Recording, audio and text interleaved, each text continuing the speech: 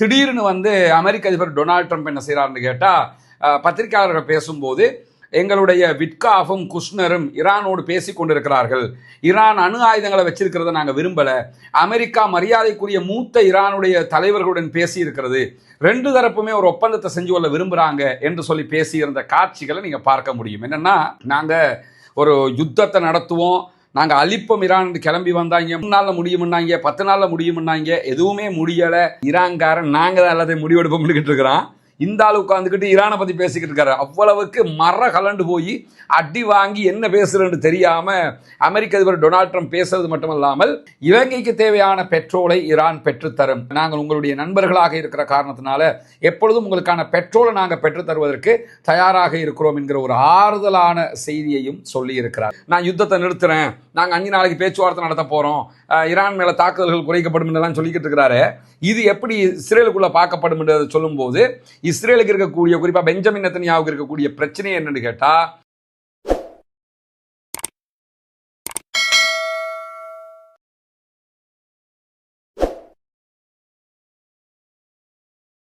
அன்றுக்கினிய சகோதர சகோதரிகளை நம் அனைவர் மீதும் ஏக இறைவனுடைய அமைதியும் கருணையும் உண்டாகட்டுமாக என்கிற உயரிய பிரார்த்தனைகளோடு, தொடர்ச்சியாக மத்திய கிழக்கில் காசா மீதான 2 ஆண்டு கால இஸ்ரேலிய ஆக்கிரமிப்பு இராணுவத்தினுடைய யுத்தங்கள் தற்போது யுத்த நிறுத்தமாக மாற்றப்பட்டு 164வது நாட்களை தாண்டி கொண்டிருக்கக்கூடிய இந்த தருணத்தில் ஈரான் மீதான அமெரிக்க இஸ்ரேலிய தாக்குதல்கள் மிக கடுமையாக நடத்தப்படுகிற அதே வேளை, ஈரானும் அமெரிக்க இஸ்ரேலிய தளங்கள் மீது மிக உச்சமான பதிலடி தாக்குதல்களை நடத்தி வருகிறது. குறிப்பாக இந்த தாக்குதல்களில் ஹொர்முஸ் நீர்நிலை மூடப்பட்டிருக்கிறது.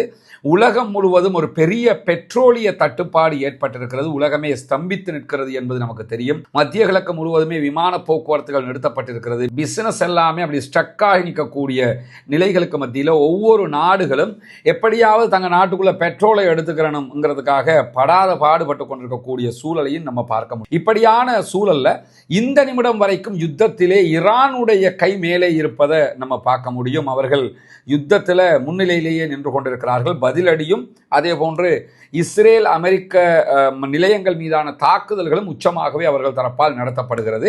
குறிப்பாக அமெரிக்காவுடைய வீழ்த்தவே முடியாது என்று நம்பப்பட்ட USS Abraham Lincoln, USS Gerald Ford ஆகிய கப்பல்கள் மீது அவர்கள் தாக்குதல் நடத்தி அந்த 2 கப்பலுமே பின்வாங்கி போயிட்டாங்க யுத்தத்தில் இருந்து. அதே மாதிரி உலகத்திலேயே மிக பலம் வாய்ந்த அமெரிக்காவுடைய கர்வம் என்றே வர்ணிக்கப்பட்ட F-35 விமானங்கள் மீது ஈரான் தாக்குதல்களை நடத்தி இருக்கிறது. உலக வரலாற்றில் முதல் தடவையாக F-35 விமானம் வீழ்த்தப்பட்டிருக்கிறது என்கிற செய்திகளை பார்த்திருக்கிறோம். அதே போன்று டியாகோ கார்சியா என்கிற தீவின் மீது ஈரான் தாக்குதல்களை நடத்தி இருந்தது. ஈரான்ல இருந்து 4000 கிலோமீட்டருக்கு அப்பால் இருக்கக்கூடிய தீவின் மீதே ஈரானுக்கு தாக்குதல் நடத்துகிற அளவுக்கு வல்லமை இருக்கிறது என்பதை ஈரான் நிரூபித்திருக்கிறது. இப்படியான சூழல்ல பலத்த பின்னடைவை சந்தித்துக் கொண்டிருக்கக்கூடிய அமெரிக்காவும் இஸ்ரேலும் யுத்தத்தை ஆரம்பிச்சுட்டாங்க, எப்படி நிறுத்துறது, வெற்றி அடையாமல் நிறுத்த முடியாது என்கிற வகையில் திண்டாடி கொண்டிருக்கக்கூடிய செய்திகளுக்கு மத்தியில் இன்றைய நாள் இலங்கைக்கான ஈரானுடைய தூதுவர் இலங்கையினுடைய அதிபருக்கு விடுத்திருக்கக்கூடிய அறிவிப்புல, இலங்கைக்கு தேவையான பெட்ரோலை ஈரான் பெற்றுத்தரும், நாங்கள் உங்களுடைய நண்பர்களாக இருக்கிற காரணத்தினால எப்பொழுதும் உங்களுக்கான பெட்ரோலை நாங்கள் பெற்றுத்தருவதற்கு தயாராக இருக்கிறோம் என்கிற ஒரு ஆறுதலான செய்தியையும் சொல்லி இருக்கிறார். ஏன்னா நம்ம நாடு இப்போ இந்தியாவுக்கு இன்றைக்குமே LNG போய்கிட்டு இருக்குது. இந்தியா ஈரானோட பேசுகிறாங்க, ஈரான் இந்தியாவுக்கான கப்பல்களை கொடுக்குறாங்க, அதுக்குரிய ஏற்பாடுகள் நடந்து கொண்டு இருக்கிறது. அது மோடிஜிக்காக கொடுக்கல, நாங்கள் நாட்டு மக்களுக்காக கொடுக்குறோம்னு ஈரான் தெளிவாக சொல்லிட்டாங்க. சொல்லி கொண்டிருக்கக்கூடிய சூழலில் தான் ஈரானுடைய இலங்கைக்கான தூதுவர் இன்றைக்கு இலங்கை அதிபரிடத்தில் சொல்லும்போது, இலங்கைக்கு தேவையான பெட்ரோலை ஈரானே தரும், அதில் எந்த பிரச்சனையும் இல்லைன்னு சொல்கிறாங்க. யுத்த காலத்தில் நமக்கு கை கொடுத்தார்கள், பிறகு பல நாட்டுக்குள்ள பல அபிவிருத்தி திட்டங்களுக்கு கை கொடுத்தார்கள், இப்பொழுது இந்த நேரத்திலும் நமக்கு கை கொடுப்பதற்கு தயார் என்கிற அறிவிப்பை விடுத்திருக்கிறார்கள். அது ஒரு மன நிம்மதியான செய்தியாகவும் இருக்கிறது. ஏன்னா பெட்ரோலுடைய விலையேற்றம்ங்கிறது கட்டுக்கடங்காமல் போயிடுச்சு. பொருட்களுடைய விலையேற்றம் மீண்டும் ஒரு கிரைசிஸை நோக்கி கொண்டு போயிருமோங்கிற அச்சமெல்லாம் இருக்கக்கூடிய சூழல்ல இந்த மகிழ்ச்சிகரமான செய்தியும் வெளியாகி இருக்கக்கூடியதை நம்ம பார்க்க முடியும். இப்படியான நேரத்தில் தான் வாய்ப்பேச்சில் ரொம்ப பீத்திக்கிட்டு தெரியக்கூடிய உலகின் நம்பர் 1 இடத்துக்கு இருக்கக்கூடிய அமெரிக்க அதிபர் டொனால்ட் ட்ரம்ப் நேற்றைய தினம் என்ன சொன்னாருன்னா, ஹொர்முஸ் நீர்நிலையை உடனடியாக ஈரான் திறக்க வேண்டும். இல்லாத பட்சத்தில் 48 ஹவர்ஸுக்குள்ளாக ஈரானுடைய பவர் பிளானட்டுகள் மேலே எல்லாம் தாக்குதல் நடத்துவோம். ஈரானுடைய மின்சார நிலையங்கள் மீது மொத்த தாக்குதல்கள் நடத்தப்படும். ஒரு நாட்டில் மின்சார நிலையங்கள் மேலே தாக்குதல் நடத்திட்டாலே அந்த நாடு காலி என்ற அர்த்தம். குறிப்பாக அரபு தேசத்தில் பாலைவனத்தை கொண்ட நாடுகள் மொத்தமாக காலியாகிடும். காரணம் என்னன்னு கேட்டால், அவங்க கடல் நீரை நன்னீராக மாற்றித்தான் குடிநீராக பயன்படுத்துவார்கள். மின்சாரம் இல்லைன்னா தண்ணீர் தட்டுப்பாடு வந்துவிடும். மிகப்பெரியதொரு பின்னடைவை அந்த நாடுகள் சந்தித்துவிடும். இந்த மாதிரியான ஒரு சூழல் இருக்கிற நேரத்தில் நாங்கள் மின்சார நிலையங்கள் மேலே தாக்கல் நடத்துவோம். 48 ஹவர்ஸ் உங்களுக்கு காலம் தர்றோம். அதுக்குள்ளே நீங்கள் ஹொர்முஸை திறக்கலன்னு சொன்னால் மொத்தமாக நாங்கள் அழிப்போம்னு சொல்லி மிரட்டி இருந்தார். அவர் அந்த நிக்கோலஸ் மதுரோன்னு நினச்சிக்கிட்டு வெனிசுவேலான்னு நினச்சிக்கிட்டு மிரட்டிட்டாரு. மிரட்டிய கையோடு ஈரான் என்ன சொன்னதுன்னு கேட்டால், நீங்கள் எங்களுடைய மின்சார நிலையங்கள் மேலே தாக்கல் நடத்தினீங்கன்னா நாங்கள் உங்களுடைய எல்லா தொழில்துறைகள் மேலேயும் தாக்கல் நடத்துவோம். குறிப்பாக வளைகுடாவில் இருக்கக்கூடிய மின்சார நிலையங்கள் மேலெல்லாம் தாக்கல் நடத்துவோம். இஸ்ரேலில் இருக்கக்கூடிய மின்சார நிலையங்கள் மேலெல்லாம் தாக்கல் நடத்துவோம். இஸ்ரேலுக்கும் இதே கதி தான். பாலைவனத்தை கொண்ட பாலஸ்தீன பெருபூமியைத்தானே அபகரிச்சுக்கிட்டு இஸ்ரேல் ஒரு நாட்டை உருவாக்கி இருக்கிறான். அவனும் கடல் நீரை குடிநீராக்குற வேலையை தான் செஞ்சுக்கிட்டு இருக்கிறதுனால அவனுக்கும் இதே கதி ஏற்படும் என்பதை சொல்லியிருந்த நிலையில் இன்னைக்கு திடீர்னு அமெரிக்க அதிபர் டொனால்ட் ட்ரம்ப் என்ன செய்கிறாருன்னு கேட்டால், பத்திரிகையாளர்கள் பேசும்போது எங்களுடைய விட்காஃபும் குஷ்னரும் ஈரானோடு பேசி கொண்டிருக்கிறார்கள். ஈரான் அணு ஆயுதங்களை வச்சிருக்கிறத நாங்கள் விரும்பலை. அமெரிக்கா மரியாதைக்குரிய மூத்த ஈரானுடைய தலைவர்களுடன் பேசி இருக்கிறது. 2 தரப்புமே ஒரு ஒப்பந்தத்தை செஞ்சு கொள்ள விரும்புகிறாங்க என்று சொல்லி பேசியிருந்த காட்சிகளை நீங்கள் பார்க்க முடியும். என்னென்னா, நாங்கள் ஒரு யுத்தத்தை நடத்துவோம், நாங்கள் அழிப்போம் ஈரான் கிளம்பி வந்தாங்க. 3 நாளில் முடியும்னாங்க, 10 நாளில் முடியும்னாங்க. எதுவுமே முடியலை. கடைசியில் 48 மணி நேரம் ஒரு கெடு, இல்லைன்னா எல்லாத்தையும் தொலைச்சி விடுவோம் பாருன்னு சொன்னவர் திடீர்னு என்ன சொல்கிறாருன்னு கேட்டால், நாங்கள் ஈரானுடைய ஒரு முக்கியமான தலைவரோட பேச்சுவார்த்தை நடத்திக்கிட்டு இருக்கிறோம். திடீர்னு ஒரு ஆட்சி மாற்றத்தை கொண்டு வர்றதுக்கு பார்க்குறோம். திடீர்னு ஒரு சமாதானம் வந்துடும். 2 தரப்புமே சமாதானத்துக்கு நாங்கள் தயாராக இருக்கிறோம். எனவே நாங்கள் ஒரு 5 நாளைக்கு ஈரான் மேலே தாக்குறதை நிறுத்துகிறோம் அப்படின்னு சொல்லி தடாருன்னு சொல்லி ஒரு கருத்தை சொல்லியிருக்கிறாரு. அதனடா 48 மணி நேரத்துக்குள்ள அழிப்பீங்கன்னு சொல்லிட்டு இப்போ 5 நாளைக்கு பிறகுதான் அழிப்போம் அப்படின்னு சொல்லி அமெரிக்க அதிபர் டொனால்ட் ட்ரம்ப் சொல்லி இருக்கிறாரு. தன்னிச்சையான ஒரு யுத்த நிறுத்தத்தை அவர் அறிவிச்சிருக்கிறது மட்டுமல்லாம தொடர்ந்து அவர் பேசும்போது 2 தரப்புமே தொலைபேசி வாயிலாக பேச்சுவார்த்தையை நடத்திக்கிட்டு இருக்கிறாங்க. புதிய ஈரானுடைய சுப்ரீம் லீடரோடு நாங்கள் எதுவுமே பேசலை அப்படின்றதையும் அவர் சொல்லிட்டு, சுப்ரீம் லீடர் உயிரோடு இருக்கிறாரா இல்லையாங்கிறதும் எங்களுக்கு தெரியலை அப்படின்னு சொல்லி அமெரிக்க அதிபர் டொனால்ட் ட்ரம்ப் சொல்றாரு. சொல்லிட்டு என்ன சொல்றாருன்னு கேட்டால், ஈரானோட ஒரு ஒப்பந்தம் செஞ்சா இஸ்ரேல் மகிழ்ச்சி அடையும்னு நான் நினைக்கிறேன் அப்படிங்கிறார். இஸ்ரேலை திருப்திப்படுத்தா முக்கியமே தவிர இந்த அரபு நாட்டு மந்தைகளை திருப்திப்படுத்துறது அவருடைய நோக்கம் இல்லை. அரபு நாட்டு மந்தைகளுக்கு அது புரிகிறதும் கிடையாது. அரபு நாட்டுக்காரனை பற்றி எதுவுமே அவர் பேசலை. இஸ்ரேல் திருப்தி அடையும்னு நாங்கள் நினைக்கிறோம் அப்படின்னு சொல்லக்கூடிய அமெரிக்க அதிபர் டொனால்ட் ட்ரம்ப் என்ன சொல்றாருன்னு கேட்டால், ஈரானோடு ஒரு உடன்பாடு எட்டப்படும் அப்படிங்கிறதுக்கு என்னால் உத்தரவாதம் எல்லாம் தர முடியாது. சேர்த்து அதையும் சொல்லிடுறாரு. நாங்கள் பேசிக்கிட்டு இருக்கோம் எல்லாம் செய்கிறோம், ஆனால் உத்தரவாதம் எல்லாம் தரையிடாது. ஈரானியர்கள் தான் என்ன பேசவே அழைச்சாங்க அப்படிங்கிறாரு. அதுக்கு இன்னைக்கு ஈரான் கன்னத்தில் அறிஞ்ச மாதிரி பதில் சொல்லியிருக்கிறாங்க. அது வேற விஷயம். என்னன்னா, ஈரானியர்கள் பேச அழைத்தார்கள், நாம் இப்போ யுத்தத்தை நிறுத்தணும், நாங்கள் தோத்துட்டோம்னு சொல்லக்கூடாதுல்ல. ஈரான்காரன் கூப்பிட்டா நாங்கள் பேச்சுவார்த்தைக்கு போனோம்னு சொல்லி தப்பிச்சுக்கிறதுக்காக, கேவலத்தை தவிர்த்து கொள்றதுக்காக உடனே ஈரான்காரங்க தான் எங்களை பேச்சுவார்த்தைக்கு கூப்பிட்டாங்க. நாங்கள் முடிஞ்ச வரைக்கும் பெட்ரோல் எங்ககிட்ட இருக்கணும், இல்லைன்னா அது சாத்தியப்படாது. எல்லா நாடுகளும் இந்த பெட்ரோலை கையில் வச்சுக்கிறதுக்கு அவருடைய தேவையாக இருக்கிறது.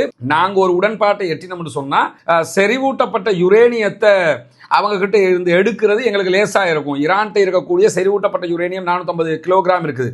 ஒரு 9 தொடக்கம் 10 அணு ஆயுதங்களை அவங்களால செஞ்சிட முடியும். அதை நாங்கள் எடுக்கிறது தான் எங்களுடைய நோக்கம்ங்கிறது அவருடைய முழு முதல் காரணமாக இருக்கக்கூடிய நேரத்தில் நாங்கள் B-2 விமானத்தின் மூலமாக குண்டுவீச்சுகளை வீசாமல் இருந்திருந்தால் ஈரான் என்ன பண்ணிருக்கோம்னு கேட்டால், உடனடியாக 2 வீக்குக்குள்ள இந்த வெப்பனை தயாரித்து அணு ஆயுதத்தை தயாரித்து இஸ்ரேலை அழிப்பதற்கு அதை பயன்படுத்தி இருக்கும். நாங்கள் அட்டாக் பண்ணினதுனால தான் இஸ்ரேல் தப்பிச்சிச்சு. இப்போ என்னன்னா, நாங்கள் கீழே விழுந்துட்டோம், அசிங்கப்பட்டுட்டோம், கேவலப்பட்டுட்டோம், இப்போ வெளியே போக வேண்டி இருக்குது. எதையாவது ஒரு நல்ல காரணத்தை சொல்லி தப்பிச்சு போகணும். அதுக்காக என்ன சொல்கிறாருன்னு கேட்டால், நாங்கள் ஈரான் மேலே அட்டாக் பண்ணிடலாட்டி இஸ்ரேல் அழிச்சிருப்பாங்க, இப்போ மட்டும் இஸ்ரேலை தடவிக்கிட்டு இருக்கிறானே, இஸ்ரேலை இப்பயும் அழிச்சுக்கிட்டு தான் இருக்கிறான். இன்னைக்கும் இஸ்ரேலுடைய டெல் அவீவ் மற்ற நகரங்கள் மேலே பத்தி எறிகிற அளவுக்கு அட்டாக் நடந்திருக்குது. தாராள தாக்குதல்களை வச்சு செஞ்சுக்கிட்டு இருக்கிறான். அப்போ இதையெல்லாம் மறைச்சிக்கிட்டு தான் அவர் பேசுகிறாரு. பேசும்போது மேலதிகமாக என்ன சொல்கிறாருன்னு கேட்டால், ஈரானுடைய மின் உற்பத்தி நிலையங்கள் மீதான இராணுவ தாக்குதல்களை 5 நாட்களுக்கு நாங்கள் ஒத்தி வைக்கிறோம், 48 ஹவர்ஸுக்குள்ளே 2 நாளுக்குள்ளே அடிப்போம்னு சொன்னோம். நாங்கள் 5 நாளைக்கு பிறகு தான் அடிப்போம், அவங்க சமாதானத்துக்கு வரலன்னு சொன்னால். அதே மாதிரி எங்களுக்கு தெஹ்ரானோட ஒரு ஆக்கபூர்வமான உரையாடலோடு நாங்கள் செஞ்சுக்கிட்டு இருக்கிறோம். மத்திய கிழக்கில் எங்களுடைய பகைமைகளுக்கு ஒரு முழுமையான மொத்த தீர்வை காண்பது தான் எங்களுடைய நோக்கம். மத்திய கிழக்கில் இனி ஈரானோட எங்களுக்கு சண்டையே இருக்கக்கூடாது, மொத்தமாக நாங்கள் ஒரு தீர்வு காண நினைக்கிறோம்னு சொல்லிட்டு கடந்த 2 நாட்களாக ஈரானோடு ஒரு பயனுள்ள உரையாடல்கள் நடைபெற்று வருகிறது அப்படின்னு சொல்லி ட்ரம்ப் என்ன செய்கிறாருன்னு கேட்டால் மீடியாக்களுக்கு பேட்டி கொடுக்கறது மட்டுமல்லாமல் ஈரானுடைய மின் உற்பத்தி நிலையங்கள், எரிசக்தி கட்டமைப்பு மீதான அனைத்து தாக்குதல்களையும் நாங்கள் நிறுத்துகிறோம் 5 நாளைக்குங்கிறதையும் இன்றைக்கி அறிவிச்சிட்டாரு. அதுக்கு பிறகு புளோரிடாவில் விமான நிலையத்தில் வச்சு செய்தியாளர்களை சந்திக்கும் போது என்ன சொல்கிறாருன்னு கேட்டால், ஈரான் எங்களோட ஒரு ஒப்பந்தத்தை செய்கிறதுக்கு விரும்புது, அமெரிக்க தூதர்கள் மதிக்கிற அளவுக்கு இருக்கக்கூடிய ஒரு ஈரானுடைய தலைவரோடு பேச்சுவார்த்தைகளை நடத்தி வர்றாங்க, ஆனால் அது மொஜிதபா காமனி கிடையாது அப்படிங்கிறாங்க. ஒருத்தரோட பேசிக்கிட்டு இருக்கிறாங்களாம் ஈரானுக்குள்ள, அவர் ஈரானில் ஒரு முக்கியமான தலைவராம், ஆனால் அவர் முஜிதபா காமனி கிடையாது அப்படிங்கிறாங்க. முஜிதபா காமனி இல்லைன்னா ஜனாதிபதி இல்லைன்னு சொன்னால் உயர்நீதிமன்ற நீதியரசர் இல்லைன்னா பாராளுமன்ற சபாநாயகர் முகமது ஹலீபா, அவரும் இல்லைன்னா ஐஆர்ஜிசி மாதிரி இராணுவ தலைமைகளோடு பேசணும். இவங்க அத்தனை பேருமே எங்களோட பேசலன்ட்டாங்க. இப்படி ஒருத்தரோடையும் பேசாமல் செவர பார்த்தாடா பேசினீங்க, அங்கே ஒரு முக்கியமான தளபதியோடு தான் பேசியிருக்கிறாங்களாம், அது முஜிதபா காமனி கிடையாதாம். ஒரு ஒப்பந்தத்துக்கு ஈரான் அவங்களுடைய யுரேனியத்தை செறிவூட்டுறதை நிறுத்தினாங்கன்னு சொன்னால் ஒரு ஒப்பந்தம் முடிவுக்கு வரும், ஹோர்முஸ் ஜலசந்தியும் திறக்கப்படும். அவரே விளங்கி தான் வச்சிருக்கிறாரு, ஒப்பந்தம் வந்தால் மட்டும் தான் ஹோர்முஸ் திறக்கப்படும் சொல்லிட்டு. இது ஈரானுக்கும் பிராந்திய நாடுகளுக்கும் ஒரு புதிய தொடக்கமாக எல்லாம் இருக்கும் தத்துவம் எல்லாம் பேசிட்டு பேச்சுவார்த்தைக்காக ஈரான் தான் எங்களை கூப்பிட்டுச்சு, நாங்கள் போகலை என்று 2வது முறையும் இன்றைக்கு சொல்லியிருக்கிறாரு. என்ன அவ்வளோ அவமானம் அவங்க போனாங்கிறதுக்காக. இதே நேரத்தில் அடுத்ததாக கூடுதலாக சொல்லும்போது அதே புளோரிடாவில் அவர் என்ன சொல்கிறாருன்னு கேட்டால், ஈரானுக்கான தலைமைத்துவ தேர்வுகள் குறித்து அமெரிக்கா விவாதித்து வருது, ஈரானில் ஒரு புதிய தலைவர் வரணும், ஈரானில் ஒரு தீவிரமான ஆட்சி மாற்றமெல்லாம் ஏற்படணும், அது மட்டும் இல்லாமல் வெனிசுவேலாவில் செஞ்ச மாதிரி அமெரிக்கா ஒரு தலைவரை தேடிக்கிட்டு இருக்குது ஈரானுக்குள்ளே. அதான் அவரோட ஒருத்தர் பேசிக்கிட்டு இருக்கிறார்ல, அப்போ இன்னொருத்தரை தேடிக்கிட்டு இருக்கிறீங்க, இன்னொரு தலைவரை தேடிக்கிட்டு இருக்கிறாங்களாம் ஈரானுக்குள்ளே. ஒருவேளை ஈரானில் ஒரு கூட்டு தலைமைத்துவம் கூட வரக்கூடும் அப்படிங்கிறாரு. ஈரான்காரன் நாங்கள் தான் எல்லாத்தையும் முடிவெடுப்போம் இருக்கிறான், இந்த ஆள் உட்காந்துக்கிட்டு ஈரானை பற்றி பேசிக்கிட்டு இருக்காரு. அவ்வளவுக்கு கலண்டு போய் அடி வாங்கி என்ன பேசுறேன்னு தெரியாமல் அமெரிக்க அதிபர் டொனால்ட் ட்ரம்ப் பேசுறது மட்டுமல்லாமல் மேலதிகமாக இன்றைக்கு வெளியாகி இருக்கக்கூடிய எல்லா செய்தியிலும் பாருங்க, இது அவருடைய அறிவிப்பு. அதுக்கு பிறகு ஈரானுடைய மெஹர் நியூஸ் ஏஜென்சி வெளியிட்டிருக்கக்கூடிய அறிவிப்பில் இங்கே நீங்கள் இந்த வீடுகளை பார்த்தீங்கன்னா, இந்த வீட்டுக்கு எது ஹால் எது கிச்சன்ங்கிற அந்த வித்தியாசமே இருக்காது. அந்த அளவுக்கு அவங்க இருக்கிறத கொண்டு ஏதோ ஒரு வகையில் போய் கொண்டிருக்கிறாங்க. நீங்கள் அந்த காட்சிகளை பார்க்கும்போது உங்களுக்கு தெளிவாக புரியும்.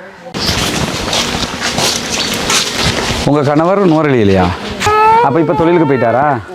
இனிய சகோதர சகோதரிகளே, தொடர்ந்து உங்களுக்கு தெரியும் நம்முடைய வீடியோக்களை பார்த்து வரக்கூடிய சகோதரிகளுக்கு ரமலானுடைய மாதத்தில் ஜகாத்து தான தர்மங்களை செய்யக்கூடிய சகோதரர்கள் மூலமாக இலங்கையினுடைய கிழக்கு மாகாணத்தினுடைய முதல் நகரமாக இருக்கக்கூடிய பொத்துவில்ல உள்ள இருக்கக்கூடிய சர்வோதயபுரம் என்கிற பகுதிகளில் ஹிஜ்ரத் நகர் என்கிற பகுதிகளில் தான் நம்ம இப்போ நிற்கிறோம். இந்த பகுதிகளில் இருக்கக்கூடிய இஸ்லாத்தை வாழ்வியலாக ஏற்றுக்கொண்டிருக்கக்கூடிய புதிதாக இஸ்லாத்தை ஏற்றுக்கொண்டிருக்கக்கூடிய சகோதரர்கள் படுகிற கஷ்டங்களை நம்ம அண்மை காலமாக பார்த்துருந்தோம். அந்த அடிப்படையில் அவங்களுக்கான வாழ்வியல் இடங்கள் இல்லை, அவங்களுக்கு ஒரு வீட்டு வசதியை ஏற்படுத்தி கொடுப்பதற்கான ஒரு முயற்சியாகத்தான் ஒரு வீட்டு திட்டத்தை, அந்த முயற்சியை தான் நம்ம செஞ்சு வர்றோம். அந்த அடிப்படையில் பார்த்தோம்னு சொன்னால் இவங்களுடைய கணவர் புனிதமிக்க இஸ்லாத்தை ஏற்றுக்கொண்டவர் இன்றைக்கு கூலி வேலையாக வெளியில் போயிருக்கிறாரு. இந்த வீடு அவங்களுக்குரிய வீடு கிடையாது, வேறொருத்தவங்களுக்குரிய வீடுகள் தான். இங்கே இருக்கக்கூடிய பெரும்பாலானாக்கள் அப்படி தான் இருக்கிறாங்க. ஏற்கனவே பள்ளி தலைவர் நமக்கு அந்த செய்திகளை சொல்லியிருக்கிறார். ஸ்கூலுக்கு போகிற நேரத்தில் நம்ம கொழும்புலாம் 6:30 மணிக்கு பிள்ளைகளை எடுத்துகிட்டு போயிடுவோம் ஸ்கூலுக்கு போகிறதுக்காக. ஆனால் இங்கே அப்படி போக முடியாது, ஏன்னா அந்த நேரத்தில் யானை நிற்கும். இந்த மாதிரியான பல தொல்லைகளுக்கு மத்தியில் தான் இந்த மக்கள் வாழ்ந்து வருகிறார்கள். எனவே நபிகள் நாயகம் ஸல்லல்லாஹு அலைஹி வஸல்லம் அவர்கள் நிறைய தான தர்மங்களை செய்திருக்கக்கூடிய செய்திகளை நீங்கள் தொடர்ந்து எல்லா பயான்களையும் உரைகளையும் பார்த்து வந்திருப்பீங்க. அதே நேரத்தில் இந்த மாதிரியான மக்களுக்காக வேண்டி இஸ்லாம் நமக்கு தந்திருக்கக்கூடிய ஒரு அழகான வாய்ப்பு தான் ஜகாத்து திட்டத்தில் 8 பேரை இஸ்லாம் நமக்கு வகைப்படுத்துகிறது. அதில் நம்ம இந்த ஃபக்கீர்கள், மிஸ்கீன்கள், இந்த மாதிரி ஆட்களை தொடர்ந்து நம்ம பார்த்துக்கிட்டே வருவோம். அதில் ஒரு பாட்டாக யார் இருப்பாங்கன்னா முஅல்லஃபத்துல் குலூப், உள்ளங்கள் ஈர்க்கப்படுகிறவர்கள் என்கிற ஒரு கூட்டத்தார் இருக்கிறார்கள். அந்த கூட்டத்தாருக்கும் உதவி செய்ய வேண்டிய ஜகாத் நிதிகளை கொடுக்க வேண்டிய தேவை இருக்கிறது. நிறைய தான தர்மங்களை பண்ணுவீங்க. இந்த மக்களுக்காக உங்கள் ஜகாத்திலிருந்து ஒரு பகுதியை ஒதுக்குங்கள். முன்னால் தெரிகிற நம்முடைய தொலைபேசி மற்றும் வாட்ஸ்அப் இலக்கத்திற்கு நீங்கள் தொடர்பு கொள்ள முடியும். மேலதிக தகவல்களை கேட்க முடியும். நேரில் வந்து பார்க்க விரும்புகிற சகோதரர்களையும் அழைத்து கொண்டு வந்து நம்ம இந்த பகுதியில் காட்டுறதுக்கு நம்ம தயாராக இருக்கிறோம். பார்த்து உங்களால் முடிந்த உதவிகளை நீங்கள் அந்த மக்களுக்காக, இந்த திட்டத்திற்காக நீங்கள் முன்மொழிந்து செய்ய முடியும். எப்படியோ இந்த திட்டம் வெற்றிகரமாக நடைபெற்று முடிய வேண்டும். தெஹ்ரானுக்கும் வாஷிங்டனுக்கும் இடையே பேச்சுவார்த்தை எதுவுமே நடைபெறவில்லை என்று சொல்லி இன்றைக்கு ஈரானுடைய ஃபாரின் மினிஸ்ட்ரி அறிவிச்சிட்டாங்க. ட்ரம்பினுடைய கருத்துக்கள் எரிசக்தி விலையை குறைப்பதற்காகவும் தன்னுடைய இராணுவ திட்டங்களுக்கு கால அவகாசம் பெற்றுக்கொள்வதற்காகவும் தான் இது அறிவிக்கப்பட்டிருக்கிற 5 நாளை எதுக்கு எடுக்கிறாங்கன்னு கேட்டால், இந்த டிஃபென்சிவ் ஏவுகணைகளை கொண்டு வந்துக்கிறணும், அதே மாதிரி இந்த பெட்ரோல் விலையை குறைச்சிக்கிறணும், பெட்ரோலை எப்படியாவது சப்ளை பண்ணிக்கிறணும், இதுக்கு தான் செய்கிறாங்களே தவிர வேறு எதுக்கும் செய்யலை. எங்களுக்கும் அவங்களுக்கும் எந்த பேச்சுவார்த்தையும் கிடையாதுன்னு ஃபாரின் ஒரு நாட்டில் பேசுகிறாங்கன்னா ஃபாரின் மினிஸ்டரோட தான் பேசுவாங்க. ஃபாரின் மினிஸ்ட்ரி தெளிவாக அறிவித்தது மட்டும் இல்லாமல் ஈரானுடைய ஃபார்ஸ் நியூஸ் ஏஜென்சி வெளியிட்டிருக்கக்கூடிய அறிவிப்பில் என்ன சொல்கிறாங்கன்னு கேட்டால், அமெரிக்க அதிபரோடு நேரடி தொடர்போ மறைமுக தொடர்போ இடைத்தரகர் மூலமாகவோ எந்த தொடர்புகளையும் நாங்கள் மேற்கொள்ளவில்லை. வளைகுடா, அதாவது மிடில் ஈஸ்ட் கண்ட்ரிகள், அதே போன்று இஸ்ரேலில் இருக்கக்கூடிய மின் உற்பத்தி நிலையங்களை ஈரான் குறிவைக்கும் என்று சொன்னதோடு அந்த எச்சரிக்கைக்கு பயந்துதான் தற்பொழுது அமெரிக்க அதிபர் டொனால்ட் ட்ரம்ப் எங்களோட பேசுகிறேன்னு சொல்லி அவராக கற்பனை பண்ணிக்கிட்டு யுத்தத்தை 5 நாளைக்கு நிறுத்துறேன்னு சொல்லியிருக்கிறாரு அப்படின்னு சொல்லி இன்றைக்கு அறிவித்திருக்கிறது ஈரானுடைய ஃபாரின் மினிஸ்ட்ரி. அதை தாண்டி இன்றைக்கு ஈரானுடைய தேசிய பாதுகாப்பு மன்றம் ஒரு அறிவிப்பை விடுத்திருக்கிறாங்க. அதில் என்ன சொல்கிறாங்கன்னு கேட்டால், ஈரானுடைய கடற்கரையை ஒட்டிய பகுதிகள் மீதோ அல்லது தீவுகள் மீதோ தாக்குதல்களை நடத்த முயன்றால், ஏன்னா ஈரானுடைய வளைகுடா பகுதிக்கு அண்மையில் இருக்கக்கூடிய கடற்கரையிலிருந்து சுமார் 24 கிலோமீட்டர் தூரத்தில் இருக்கக்கூடிய கார்க் என்கிற தீவை கைப்பற்றுவதற்கு அமெரிக்காவினுடைய இராணுவம் ஆலோசித்து வருகிறது என்கிற செய்திகள் வெளியாகி கொண்டே இருக்கு. ஏன்னா கார்க் தீவில் இருந்து தான் ஈரான் முழு பெட்ரோலையும் வெளிநாடுகளுக்கு ஏற்றுமதி செய்து அதை தரைப்படை அனுப்பி கைப்பற்றுகிற ஒரு நோக்கம் இருப்பதாக சொல்லப்படக்கூடிய நேரத்தில் அதற்கும் இன்றைக்கு ஈரானுடைய தேசிய பாதுகாப்பு மன்றம் வெளியிட்டிருக்கக்கூடிய அறிவிப்பில் என்ன சொல்கிறாங்கன்னு கேட்டால், எங்கள் தீவுகள் மேலே தாக்குதல் நடத்தினாலோ அல்லது தீவுகளை கைப்பற்ற முனைந்தாலோ பாரசீக வளைகுடாவில் இருக்கக்கூடிய அனைத்து தகவல் தொடர்பு வழிகளையும் கண்ணி வெடி வைத்து அழிப்போம்ட்டாங்க. இது ரொம்ப டேஞ்சரானது. காரணம் என்னன்னு கேட்டால், இப்போ என்ன நடக்குதுங்கிறதையெல்லாம் இணையதளங்கள் இருக்க போய் தான் நம்ம தெரிஞ்சுக்கிட்டு இருக்கிறோம். இணைய கேபிள்கள் எல்லாமே இந்த பாரசீக வளைகுடா அந்த ஹொர்முஸுக்கு கீழே தான் போய்கிட்டு இருக்கு. அடுத்ததாக செங்கடல் வழியாக போய்கிட்டு இருக்குது. ஏற்கனவே காசா வாரில் செங்கடலுக்கு கீழே இருந்த அந்த இணைய கேபிள்களை எல்லாம் ஹவுதிஸ் கட் பண்ணினாங்க. அதில் என்ன நடந்துச்சுன்னா நமக்கு தெரியும். இப்போ சும்மாவாவது இந்த ஹொர்முஸில் இருக்கக்கூடிய இணைய கேபிள்களை எல்லாம் வெட்டி விட்டான்னு சொல்லி சொன்னால் ஈரான்காரன், அதுக்கப்புறம் எல்லாமே நாசமாக போயிடும். அங்கே நடக்கிறது நமக்கு வரைக்கும் பாதிக்குங்கிறதெல்லாம் நம்ம புரிஞ்சு வச்சுக்கிறோன்னு அந்த அளவுக்கு நாங்கள் இணைய கேபிள்களில் கை வைப்போம் அப்படின்னு சொல்லி அறிவிச்சிட்டாங்க.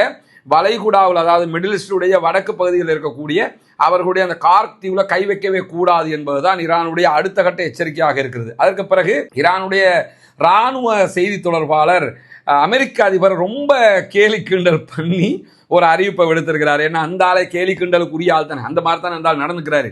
அதனால அவர் என்ன செய்யறாருன்னு கேட்டால், ஏய் ட்ரம்ப், உங்கள் வேலை முடிஞ்சிருச்சு. இது ட்ரம்ப் மத்தாக்களுக்கு சொல்கிற வேர்ட், அதை ட்ரம்ப்புக்கே சொல்லி இன்னைக்கு வீடியோ வெளியிட்டிருக்கிறாரு. அவருடைய வீடியோ அவர்களுடைய ஹாத்தமல் அன்பியா உடைய எக்ஸ் தளத்தில் வெளியிடப்பட்டிருக்கு. அதில் அவர் என்ன சொல்கிறாருன்னு கேட்டால், ட்ரம்ப்பை கேலி செய்து அறிக்கை வெளியிடுகிறார் இப்ராஹிம் சோல்பகாரி. அவர் சொல்லும்போது, ட்ரம்ப் உங்கள் வேலை முடிஞ்சிருச்சு, இந்த வாக்கியம் உங்களுக்கு ரொம்ப பரிச்சயமான வாக்கியம், இந்த விஷயத்தில் நீங்கள் கவனம் எடுத்ததுக்கு உங்களுக்கு ரொம்ப நன்றி அப்படிங்கிறார். ஏன்னா நாங்கள் எல்லா பவர் பிளானட்டுக்கும் அடிப்போம்னு சொன்னோம், நீங்கள் எங்களுடைய மின்சார துறைகளுக்கு கை வச்சா நாங்கள் அரபு நாட்டில் இருக்கக்கூடிய எல்லா மின்சார நிலையங்களுக்கு அடிப்போம்னு சொன்னோம், அதனால் உங்களுக்கு கொஞ்சம் புத்தி வந்துருச்சு, நீங்கள் கவனம் எடுத்ததுக்கு உங்களுக்கு ரொம்ப நன்றியை நாங்கள் தெரிவிச்சுக்கிறோம், இல்லைன்னு சொன்னால் எல்லா பக்கத்தையும் அடித்து நொறுக்கிறோம்னு சொல்லிட்டு ஹொர்முஸ் ஜலசந்தி மொத்தமாக மூடப்பட்டிருந்தால் மின்சார நிலையங்கள் மீதெல்லாம் நீங்கள் தாக்குதல் நடத்துவோம்னு சொல்லி சொன்னீங்க, நீங்கள் நடத்தினா நாங்கள் உங்களுக்கு கடுமையான பதிலடி தருவோம்னு சொன்னதோட பயந்து தான் பின்வாங்கி இருக்கிறீங்களே தவிர, பின்வாங்கினது மட்டும் இல்லாமல் போகிற போக்கில் எங்களோட பேச்சுவார்த்தை நடத்துகிறதா பொய் சொல்லிக்கிட்டு போகிறீங்கிறதையும் ரொம்ப கேவலமாக ரொம்ப கிண்டல் பண்ணி இன்றைக்கு இப்ராஹிம் சோல்பகாரியினுடைய அறிவிப்பை இதெல்லாம் பாருங்கள். அமெரிக்க அதிபர் சொன்னது பச்சை பொய்ங்கிறது திட்ட தெளிவாக தெரியுது. அவங்களுக்கு இந்த யுத்தத்தை விட்டு இப்போ பின்வாங்கிக்கணும், யுத்தத்தை விட்டு ஓடணும், அவ்வளவுக்கு வாங்கி கட்டிட்டாங்க. அதனை என்ன நேற்று ஈரான் இந்த அரபு நாடுகள்லையும் இஸ்ரேல்லையும் இருக்கக்கூடிய மின்சார நிலையங்கள், தயாரிப்பு நிலையங்கள் மேலாம் தாக்கல் நடத்துவோம் சொன்னத்தோடு தான் இந்த அழுத்தமே அமெரிக்க அதிபருக்கு வந்திருக்கு. எல்லா அரபு நாடுகளும் அமெரிக்க அதிபருக்கு அழுத்தம் கொடுக்க ஆரம்பிச்சிட்டாங்க. அமெரிக்காவோட பேச்சுவார்த்தைகள் எதுவுமே நடக்கலைன்னு சொல்லி இன்றைக்கு ஈரானுடைய பாராளுமன்ற சபாநாயகர் முகமது ஹலீபாப் வெளியிட்டிருக்கக்கூடிய அறிவிப்பிலையும் சொல்லியிருக்கிறாரு. ஈரான் அமெரிக்கா இடையே பேச்சுவார்த்தைகள் நடைபெற்றதாக கூறப்படுவது பச்சை பொய்யான செய்தி. அப்படி எதுவுமே நடக்கல. அமெரிக்கா எந்த பேச்சுவார்த்தைகளுக்கும் எங்களை அழைக்கவும் இல்லை, நாங்கள் அவங்களை அழைக்கவும் இல்லை. அமெரிக்காவும் இஸ்ரேலும் சிக்கியிருக்கக்கூடிய சகதியில இருந்து தப்பிப்பதற்காகவும் அவங்களுக்கு பணம் தேவை. இப்போ வந்து சேத்துக்குழிக்குள்ள மாட்டினதுனால இப்போ அவங்களுக்கு பணம் தேவை. பெட்ரோல் விலையை கையாள முடியாமல் இருக்குது. இதுக்காக வேண்டி போலி செய்திகளை பரப்புகிறார்கள். நாங்கள் அவங்களோட யாருமே எந்த பேச்சுவார்த்தையும் நடத்தலை, யுத்தம் தான், நாங்கள் சொல்றது கட்டுப்பட்டால் மட்டும் தான் யுத்தம் நிற்குமே தவிர நீங்கள் நினைச்ச மாதிரி நிறுத்த முடியாது என்று சொல்லி இன்றைக்கு பாராளுமன்ற சபாநாயகரும் மிக தெளிவாக சொல்லியிருக்கக்கூடிய நேரத்தில் இஸ்ரேலுடைய இந்த அல் ஜசீரா மாதிரி இஸ்ரேலுக்குள்ளே இருக்கக்கூடிய மிக பிரபலமான ஓரளவுக்கு நியாயமான செய்திகளை சொல்லக்கூடிய ஒரு பத்திரிகை ஊடகம் தான் ஹரெட்ஸ் பத்திரிகையினுடைய முன்னாள் எழுத்தாளர்களில் ஒருவராக இருக்கக்கூடிய அகிவா எல்டார் இன்றைக்கு ஊடகங்களுக்கு குறிப்பாக அல் ஜசீராக்கு பேசுகிறாரு. பேசும்போது இந்த அமெரிக்க அதிபருடைய நிலைப்பாட்டை நெத்தன்யாகு எப்படி எடுத்துக்கிடுவாரு அப்படின்னு சொல்லி அவர் விளக்கம் சொல்கிறாரு. ஏன்னா அவங்க இஸ்ரேலுக்குள்ளே இருக்கிறவங்க என்ன மாதிரி இப்போ ஏன்னா திடீர்னு வந்து நான் யுத்தத்தை நிறுத்துறேன், நாங்கள் 5 நாளைக்கு பேச்சுவார்த்தை நடத்த போகிறோம், ஈரான் மேலே தாக்குதல்கள் குறைக்கப்படும் என்றெல்லாம் சொல்லிக்கிட்டு இருக்கிறாரு. இது எப்படி இஸ்ரேலுக்குள்ளே பார்க்கப்படும் என்று சொல்லும்போது இஸ்ரேலுக்கு இருக்கக்கூடிய குறிப்பாக பெஞ்சமின் நெத்தன்யாவுக்கு இருக்கக்கூடிய பிரச்சனை என்னன்னு கேட்டால் காசா போரில் வெற்றியை அறிவிக்க முடியாமல் போய்விட்டது. அவர் சொல்றாரு, இவர் இஸ்ரேலுடைய பிரபலமான எழுத்தாளர், இஸ்ரேலுக்குள்ள தான் இருக்கிறாரு, இஸ்ரேலுடைய ஊடகத்துக்கு எழுதுறவர். தைரியமாவே என்ன சொல்றாருன்னு கேட்டா இஸ்ரேலிய பிரதமர் பெஞ்சமின் நெத்தன்யாவுக்கு காசாவில் ஜெயிச்சிட்டோம்னு சொல்லி வெற்றி அறிவிக்க முடியாம போயிடுச்சு. லெபனான்ல ஹிஸ்புல்லாக்களோட ஜெயிச்சிட்டோம்னு வெற்றி அறிவிக்க முடியாம போயிடுச்சு. அடுத்ததாக தேர்தல் நடத்த வேண்டி இருக்கிறது. தேர்தலுக்கு போகிறதுக்கு அவருக்கு எதுவுமே இல்லாமல் இருந்துச்சு. போனால் தோத்துருவார். அதுக்கு பிறகு தோத்ததுக்கு பிறகு அவருடைய வழக்கு விசாரணை அது இதுன்னு வந்து ஜெயிலுக்கு போக வேண்டி வருங்கிறதுனால எப்படியாவது ஈரான் அமெரிக்காவோட கோர்த்து விட்டு இந்த யுத்தத்தில் ஜெயிச்சு நாங்கள் ஈரானுடைய அணுசக்தி நிலையம் எல்லாம் அழிச்சிட்டோம், ஈரானுடைய ஏவுகணை பலங்களை எல்லாம் குறைச்சிட்டோம், ஈரானை பாருங்க ஆட்சியை மாற்றிட்டோம் அப்படின்னு சொல்லி தேர்தலை ஜெயிக்கலாம்னு சொல்லி தான் நினச்சிக்கிட்டு இருந்தாரு. திடீர்னு அமெரிக்க அதிபர் டொனால்ட் ட்ரம்ப் வந்து இந்த மாதிரி சொன்னதுங்கிறது நெத்தன்யாகுவுக்கு தவிர்க்க முடியாத பின்னடைவையும் அவருடைய புகழுக்கு மிகப்பெரிய இழுக்காகவும் அது மாறிவிடும். ஏன்னா அவர் இவ்வளவு காலமாக சொன்னதெல்லாம் பொய் மாறி ஆயிரும். ஆனால் அவர் நெத்தன்யாகு அமெரிக்க அதிபர் டொனால்ட் ட்ரம்பை எதிர்த்து நிற்கிறதுக்கு துணிய மாட்டாரு. ஏன்னா அவருடைய கட்சிக்காரங்கள்கிட்டயே அமெரிக்க அதிபர் மேல பெரிய மரியாதை இருக்கிறதுனால அவரை எதிர்த்துட்டுலாம் இவரால் ஒன்றும் பண்ண முடியாது. ஆனால் அவருக்கு அடுத்து எலெக்ஷனுக்கு போறதுக்கு துரும்பு இல்லாமல் போயிடும். அது மட்டும் இல்லாம இந்த யுத்தத்தில் பாலஸ்தீன விடுதலை அமைப்பினர் ஈரானோடு நிற்கிறார்கள். ஈரானோட நின்று இஸ்ரேலுக்கு எதிரான தாக்குதல்கள் எல்லாம் நடத்தப்பட்டு கொண்டிருக்கு. அவங்களுடைய பல தளபதிகள் ஈரானில் நின்று இந்த தாக்குதலில் பங்கெடுத்து கொண்டிருக்கிறாங்க அப்படின்னு அந்த இஸ்ரேலுடைய எழுத்தாளர் சொல்றது மட்டுமல்லாமல் இந்த யுத்தம் திடீர்னு நிற்குமாக இருந்தால், ஈரான் இஸ்ரேல் அமெரிக்காவுக்கு இடையிலான யுத்தம் நிற்குமாக இருந்தால் அடுத்து இஸ்ரேல் என்ன பண்ணணும் என்று கேட்டால் லெபனான்ல ஹிஸ்புல்லாக்கள் மீதான தாக்குதல் என்று லெபனான் மேலே அட்டாக் பண்ணுவாங்க. குறைஞ்சது நாங்கள் லெபனான்ல ஹிஸ்புல்லாக்களையாவது அழிச்சோம்னு சொல்லி அவருக்கு தேர்தலில் ஜெயிக்கிறதுக்கு தேவைப்படும். எனவே இஸ்ரேலிய பிரதமர் பெஞ்சமின் நெத்தன்யாகுடைய தேர்தல் தேவைதான் இந்த யுத்தம் எல்லாம் என்பதை மிக அழகாக அந்த எழுத்தாளர் சொல்லியிருக்கக்கூடிய செய்திகளுக்கு மத்தியில் ஈரான் சொன்னது சொன்ன மாதிரி நிலையங்களுக்கெல்லாம் மின்சாரம் தயாரிக்கக்கூடிய பவர் பிளானட்டுகளுக்கெல்லாம் அடிச்சாங்கன்னு சொன்னா என்ன நடக்கும் என்று ஒரு செய்தி நம்ம பார்த்தோம்னா பெரிய ஒரு இருப்புக்கே கேள்விக்குறியாக மிடில் ஈஸ்ட் கண்ட்ரிகள், அது சவுதி, பஹ்ரைன், குவைத்து, அபுதாபி, எந்த நாடாக இருந்தாலும் சரி அத்தனை நாடுகளும் அவங்க கடல் தண்ணியை தான் உப்பு தண்ணீரை நன்னீராக்கித்தான் என்ன பண்ணுறாங்கன்னா குடிநீராக மாற்றி கொண்டிருக்கிறார்கள். எனவே குடிநீருக்கு மிகப்பெரிய தட்டுப்பாடாக, அங்கே பெட்ரோலுக்கு பிரச்சனையே கிடையாது, குடிநீருக்கு பெரிய பிரச்சனை ஆகிரும். எனவே நாடுகள் எல்லாம் உயிர் வாழ்வதற்கே தடுமாற வேண்டிய ஒரு நிர்பந்தம் ஏற்பட்டுவிடும். அதை தாண்டி அந்த நாடுகளில் ஏசி இல்லாமல் இருக்க முடியுமா? ஏசி இல்லாட்டி செத்து போயிடுவாங்க, அந்த அளவுக்கு ஹீட்டாக இருக்கும். அப்போ கரண்ட் மின்சார நிலையங்கள் மேலே தாக்குதல் நடத்தப்பட்டால் அடுத்ததாக அவர்களுக்கு கரண்ட் இல்லைன்னு ஆகும்போது ஏசி இல்லைன்னு ஆகிரும். இதுவெல்லாம் வளைகுடாவினுடைய உயிர் வாழ்வுக்கே மிகப்பெரிய கேள்விக்குறியாக மாறிடும் அப்படின்னு சொல்லி இன்றைக்கு ஆய்வறிக்கைகள் சொல்லக்கூடிய நேரத்தில் இன்றைய தினம் 76வது அலை தாக்குதல்களை இஸ்ரேலை நோக்கியும் அமெரிக்காவுடைய தளங்களை நோக்கியும் IRGC நடத்தி இருக்கிறது. அமெரிக்க அதிபருடைய அறிவிப்புக்கு பிறகும் அட்டாக் நடந்திருக்கிறது. குறிப்பாக சக்தி வாய்ந்த ட்ரோன்கள், அதே போன்று லிக்யூட் எரிபொருள் கொண்ட கியாம் வகையான ஏவுகணை தாக்குதல், அதே போன்று திட எரிபொருள் கொண்ட சுல்பகார் வகையான ஏவுகணை தாக்குதல்கள்லாம் நடத்தியிருக்கிறாங்க. அமெரிக்காவுடைய 5வது கடற்படை தளம், அது குவைத்தில் இருக்கக்கூடிய தளம், அதுக்கு அட்டாக் பண்ணியிருக்கிறாங்க. அது மட்டும் இல்லாமல் அல் தாஃப்ரா தளத்தின் மீது பஹ்ரைனில் தாக்குதல் நடத்தியிருக்கிறாங்க. விக்டோரியா தளத்தின் மீது தாக்குதல் நடத்தப்பட்டிருக்கு. பிரின்ஸ் சுல்தான் தளத்தின் மீது தாக்குதல் நடத்தப்பட்டிருக்கு. இது எல்லாமே அரபு கண்ட்ரியில் இருக்கக்கூடிய அமெரிக்காவுடைய தளங்கள். அவங்க அந்த தளங்கள் மேலே எல்லாம் உச்சகட்ட தாக்குதல்களை நடத்தியிருக்கிறார்கள். டெல் அவீவ், அஷ்கலான், ஹைஃபா, குஸ்தான் ஆகிய இஸ்ரேலுடைய இராணுவ கட்டமைப்புகள் இருக்கக்கூடிய பகுதிகள் மேலே எல்லாம் கைபர் ஷஹான், அதே போன்ற கியாம் போன்ற கனரக ஏவுகணை தாக்குதல்களை நடத்தியிருக்கிறார்கள். அது மட்டுமல்லாமல் ஹைப்பர்சோனிக், சூப்பர்சோனிக் வகையான ஏவுகணை தாக்குதல்களும் இன்றைக்கு உச்சமாக நடத்தப்பட்டிருக்கிறது என்கிற செய்திகளை நம்ம இன்னைக்கு பார்க்க முடிகிறது. இதுவெல்லாம் இன்றைக்கு வெளியாக இருக்கக்கூடிய மிக முக்கியமான செய்திகளாக இருக்கிறது. எது எப்படி போனாலும் ஈரானுக்கு பணிந்திருக்கிறது அமெரிக்கா, ஈரானுக்கு பயந்திருக்கிறது அமெரிக்கா, ஈரானுடைய எச்சரிக்கைக்கு அனைத்து நாடுகளும் பயந்திருக்கிறார்கள். அதனால தான் உடனடியாக 48 மணி நேரம் கெடு கொடுத்தவர் இப்போ 5 நாள் என்று சொல்லி மாறி இருக்கிறாரு. நீ எத்தனை நாள் கொடுத்தாலும் அடிக்கிறதான்னு சொல்லியிருக்கிறாங்க ஈரான். எனவே இந்த யுத்தத்தில் இந்த நிமிடம் வரைக்கும் ஈரான் அல்லாஹ்வின் உதவியால் வெற்றி வாகை சூடிக்கொண்டே இருக்கிறது என்பதை நம்ம புரிஞ்சுக்கிற முடிகிறது. அல்ஹம்துலில்லாஹ். இந்த அடக்குமுறைகள் நிறுத்தப்பட வேண்டும், ஆக்கிரமிப்புகள் நிறுத்தப்பட வேண்டும், ஆக்கிரமிப்பாளர்கள் ஓய வேண்டும், அடக்குமுறையாளர்கள் ஓய வேண்டும், உலகம் முழுவதும் நிம்மதி பெருக வேண்டும், அமைதி பெருக வேண்டும், மத்திய கிழக்கு நிம்மதி பெற வேண்டும் என்கிற உயரிய பிரார்த்தனைகளோடு மீண்டும் ஒரு காணொலியில் உங்களை சந்திக்கும் வரை விடைபெற்றுக் கொள்கிறேன். வாஹர் தஅவானா அல்ஹம்துலில்லாஹி ரப்பில் ஆலமீன்.